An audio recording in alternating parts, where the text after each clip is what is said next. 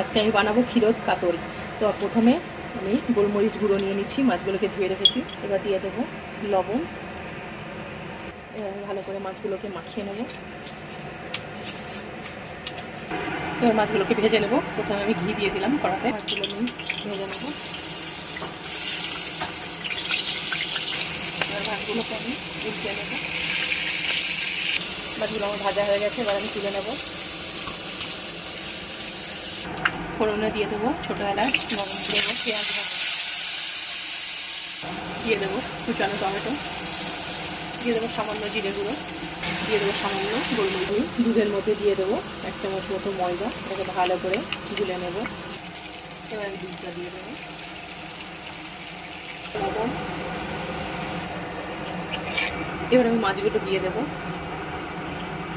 চেরা লঙ্কাগুলো দিয়ে দেবো, সামান্য এলাচ গুঁড়ো।